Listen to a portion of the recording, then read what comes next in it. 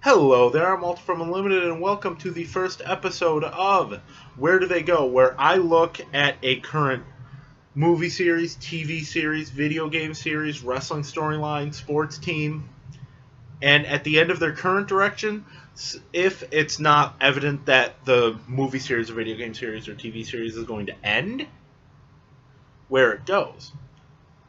And now with wrestling, it would be where do the individual people go, but that will not be this episode. This will be about a movie series that is confirmed to go on past where it is stated, and that is the Marvel Cinematic Universe.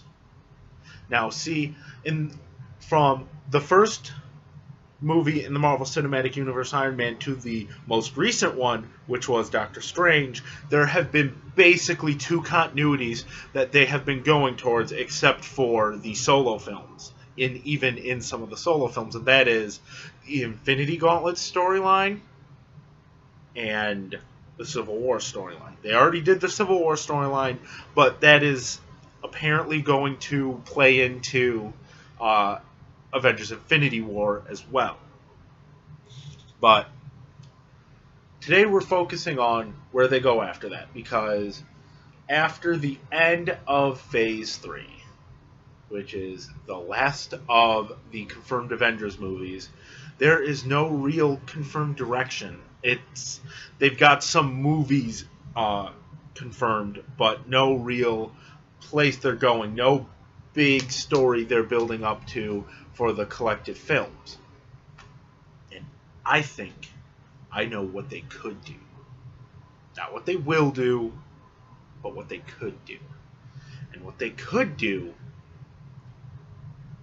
is do two. And yes, this would be a stretch. This will take a lot of finagling with Fox, because it would include characters owned by Fox. Do the Planet Hulk and World War Hulk. Now, here's my justification for that. The Hulk, aside from his solo film and Avengers 2, has largely been a secondary character in the Avengers.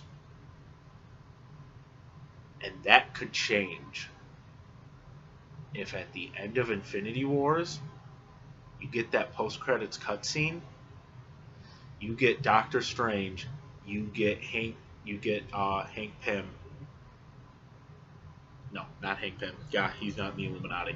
You get Doctor Strange, you get Tony Stark, you get Mr. Fantastic, and you get Professor Xavier. And you don't even say you've gotten Mr. Fantastic and Professor Xavier. You get them in a room. Someone else playing Mr. Fantastic, of course. Patrick Stewart always playing Professor Xavier. You have them in a room.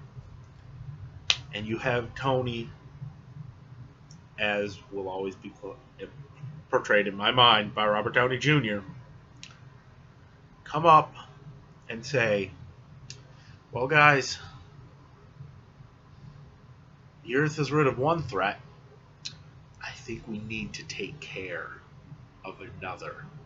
And he slaps a picture of Mark Ruffalo as Banner, the Hulk, side by side on a board.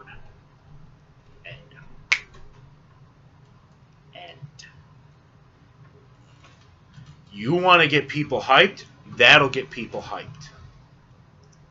You do, in all of these continuous movies, build towards, introducing the characters. Introduce characters such as some of the X-Men, the Fantastic Four, all that. All of these important characters in the World War Hulk and Planet Hulk series. Now, I know you're not going to be able to introduce all of them, and you might have to finagle it around, because World War Hulk especially was a very long continuity, but I think you could compress it and still have it do well, and still have it be really cool.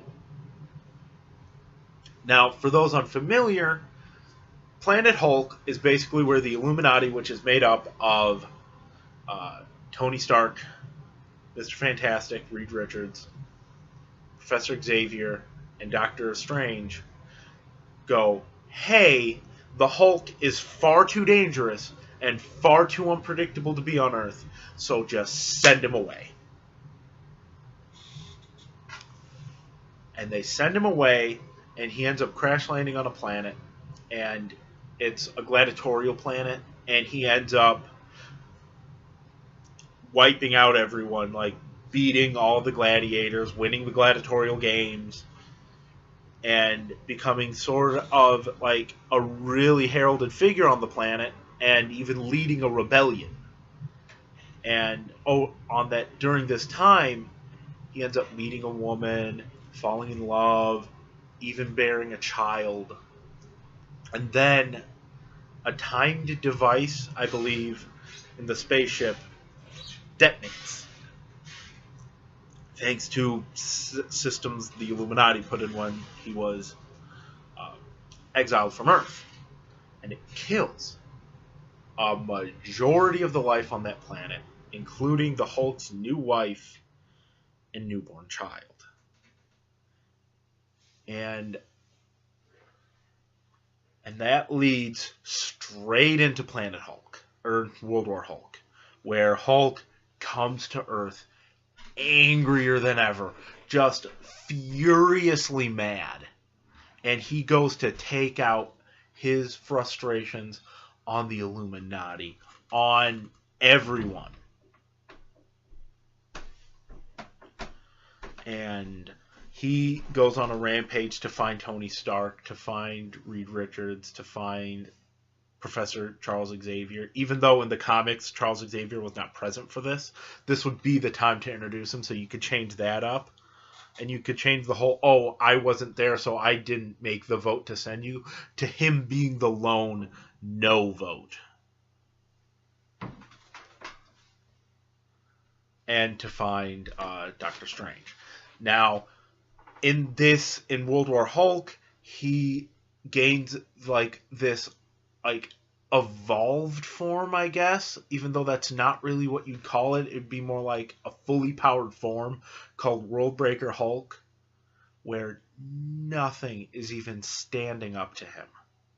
Like, no one can stand up to him. And he is just decimating people left and right and everywhere. He destroys just about everything until he is finally brought down. And I think that could be a really cool way for the Marvel Cinematic Universe to go after the Infinity Wars.